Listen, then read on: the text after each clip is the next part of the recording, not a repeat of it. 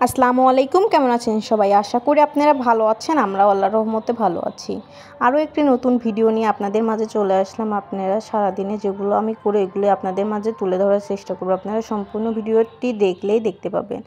সকালে ঘুম থেকে ওঠার পরেই ছেলে মেয়েকে সকালে নাস্তা খাওয়ানোর পর রেডি করিয়ে মেয়ের স্কুলে যাচ্ছি। যেহেতু মেয়ের পরীক্ষা হচ্ছে সেই জন্য সকাল সকাল বের হয়ে গিয়েছি ছেলে মেয়েকে রেডি করিয়ে।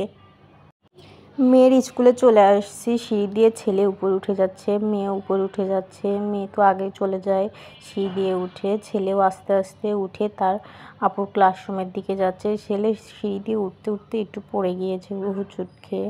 আমি তুলে দিলাম, তুলে দেওয়ার পরে ও হেঁটে হেঁটে তার আপুর ক্লাসরুমে যাচ্ছে।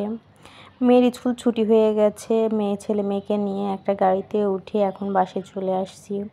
ছেলেকে আবার ফুল হাতে দিয়েছে ওই স্কুলেরই ক্লাসের একটা ছেলে, ওই ক্লাসের ওই ছেলেটিকে ফুল দুজনে নিয়েছে চায়া। দুইজন ওই ফুল হাতে করে নিয়ে বাসায় যাচ্ছে, বলছে আম্মু এগুলো আমি সাজিয়ে রেখে দিব। বাসায় আসার পরে আজকে দুপুরে আমি রান্না বান্না করব, পোলাও রান্না করব, গরুর মাংস রান্না করব আর মসুরের ডাউল রান্না করব। আজকে ছাবিয়ার বাবা আসবে সেই জন্য। প্রথমেই আমি গরুর মাংসটা রান্না করে নিব, সেই জন্য পেঁয়াজ, 3টা শুকনো মরিচ, দারচিনি, এলাচ, তেজপাতা, লবঙ্গ আর 3টা আমি গোটা রসুন দিয়েছি। আজকে গরুর মাংসটা অন্যরকম করে রান্না করব, সেই জন্য অন্যরকম মানে এই যে রসুন দিয়েছি, এটাই অন্যরকম রান্না। আরেক চুলায় আমি ডাল সিদ্ধ দিয়েছি, মসুর ডাউলটাও সিদ্ধ হচ্ছে। আর এদিকে আমি বাটা মশলা আর গুঁড়া মশলা সব কিছু দিয়েছি, যেগুলো গরুর মাংসে দেওয়া লাগে। দিয়ে দেওয়ার পরে এখন নেড়েচেড়ে ভালো করে গরুর মাংসটা আমি ভালো করে কষিয়ে নিব। সামান্য আমি পানিও দিয়ে দিলাম, এই পানিতে এখন মশলাটা আমি ভালো করে কষিয়ে নিব। মশলাটা আমার ভালো করে কষিয়ে নেওয়া হয়ে গেছে, দেখতেই পাচ্ছেন। ভালো করে কিন্তু মশলাটা আমি কষিয়ে নিয়েছি। এখন ধুয়ে রাখা গরুর মাংস দিয়ে দিলাম, সাথে কয়েকটা কেটে রাখা আলুও দিয়েছি। আলু একটু বেশি পরিমাণেই দেওয়া হয়েছে, যেহেতু আমার বাচ্চারা আলু পছন্দ করে। লাস্টের দিকে আলু নিয়ে বাচ্চারা কাড়াকাড়ি করে, এরকম এক অবস্থা আমার বাচ্চাদের। আলু তাদের অনেক পছন্দ, এরকম একটা ব্যাপার। নেড়েচেড়ে এখন মশলার সঙ্গে গরুর মাংসটা ভালো করে কষিয়ে নিব। আস্তে জালে আমি ভালো করে গরুর মাংসটা কষিয়ে নিব। ঢাকনাটা দিয়ে দিলাম।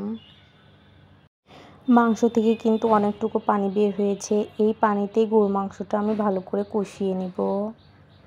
আরেক চুলায় আমার মসুরের ডাউলটা সিদ্ধ হয়ে গেছে, ঘুটে নেওয়ার পরে পানি দিয়ে দিয়েছি।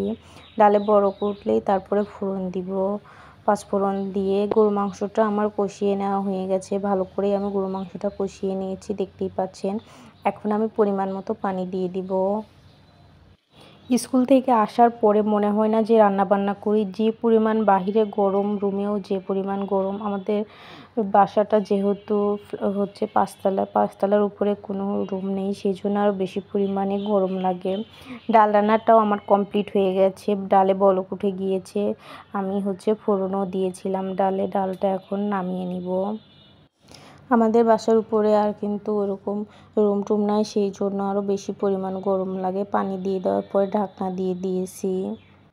আরেক চুলায় আমি পোলাও চাউলটা ভেজে নিচ্ছি। পোলাও চাউলটা আমি ভালো করে ভেজে নিচ্ছি, দারচিনি, এলাচ আর তেজপাতা দিয়ে। সামান্য আমি লবণও দিয়েছি, টেস্ট অনুযায়ী লবণ দিয়ে এখন চালটা নেড়েচেড়ে ভালো করে ভেজে নিব। আরেক চুলায় আমার গরুর মাংসটা রান্না হচ্ছে। গরুর মাংসটা রান্নাটা আমার কমপ্লিট হয়ে গেছে। সামান্য আমি জিরার গুঁড়া আর গরম মশলার গুঁড়াও দিয়েছিলাম, এখন আমি অনেকক্ষণ আগেই দিয়েছি। এখন নেড়েচেড়ে নামিয়ে নিব গরুর মাংসের তরকারিটা। রসুন দিয়ে গরুর মাংস রান্না করলে খেতে কিন্তু ভালোই লাগে। আর আজকে আমি পোলাওটা রাইস কুকারে রান্না করব। রাইস কুকারে আমি পানি গরম করতে দিয়েছিলাম, তারপরে ভেজে রাখা চাউলগুলো রাইস কুকারের মধ্যে দিয়ে দিলাম। দিয়ে দেওয়ার পরে এখন আমি ঢাকনা দিয়ে দিব। দিয়ে রাইস কুকারের সুইচটা দিলেই কয়েক মিনিট পরে আমার পোলাও রান্নাটা হয়ে যায়। আমি বেশিরভাগ পোলাও আমি রাইস কুকারে রান্না করি। রাইস কুকারের পোলাওটা খেতেও ভালো লাগে, আবার ঝরঝরেও হয়, সেই জন্য। তরকারি কালারটা কিন্তু মাশাআল্লাহ এসেছে, অনেক সুন্দর কালার এসেছে। পোলাও রান্নাটাও আমার কমপ্লিট হয়ে গেছে, দেখতেই পাচ্ছেন।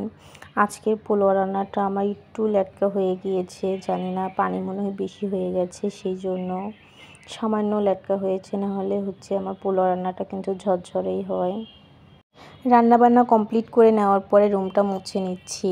রুমটা আমি ভালো করে পরিষ্কার করে, আগেও বলছি আমার বাচ্চারা প্রচুর দুষ্টু। রুম আমার 2 দিন পর পরই মুছতে হয়। এত রুম পরিষ্কার করি, তারপরে রুম পরিষ্কার থাকে না বাচ্চাদের কারণে। ওরা এত নোংরা আর এত দুষ্টামি করে সারাদিন। রুমটা মুছে নেওয়ার পরে এক ছেলে মেয়েকে গোসল করিয়ে নিজেও গোসল করে নিয়েছি। এখন ছেলে মেয়েকে সাথে করে খাবার খেয়ে নিব। প্লেটে আমি পোলাওটা বেড়ে নিচ্ছি।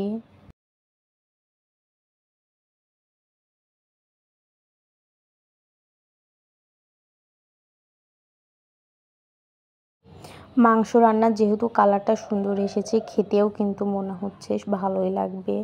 এত সুন্দর লাল লাল কালার এসেছে। আজকে ছেলে মেয়েকে সাথে করে নিজে খাবার খেয়ে নিব, কারণ ডাইনিং টেবিলে তেমন একটা খাওয়া হয় না। আর হচ্ছে সাথেই মসুর ডাউল রান্না করছি। এই গরু মাংস আর ডাউল দিয়ে আজকে দুপুরের খাবার খাওয়া আমাদের। ডাইনিং টেবিলে তেমন খাওয়া হয় না, বিছানাতেই ছেলে মেয়ের সঙ্গে খাবার খেয়ে নেই। 3 জন একসঙ্গে খাবার খেয়ে নেই, সেই জন্য। সন্ধ্যার পরে ছাবের বাবা বাসায় আসছে পাবনা থেকে। আসার পরেই ছাবের বাবাকে আমি খেতে দিয়েছি। পোলাও রান্না করছিলাম আর গরুর মাংস আর মসুরের ডাউল, ওটা দিয়েই খেতে দিয়েছি। ছাবের বাবা আর ছেলে খাবার খেয়ে নিচ্ছে। আর এই ছাবের বাবা আসার পরে এই চেয়ারে আমি বসতে পারি না, আমার ছেলে বসে। আমার ছেলে তার বাবার সঙ্গে খাবার খেয়ে নেয়। রাতে আবার আমরা 2 জন খাবার খেয়ে নিব। ছাবের বাবা যেহেতু আসছে তাকে খেতে দিয়েছি। ও রাতে আবার এক মুঠ খাবে বলবো, খাওয়ার জন্য এখন একসঙ্গে খাবার খেয়ে নিব রাতে 2 জন। যখন ছেলে ঘুমায় সেখন 2 জন খেতে পারি একসঙ্গে, না হলে আর খেতে পারি না আমার ছেলের জন্য। এরকম এক অবস্থা। আজকের মতো ভিডিওটি আমি এখানেই শেষ করলাম। আল্লাহ হাফেজ।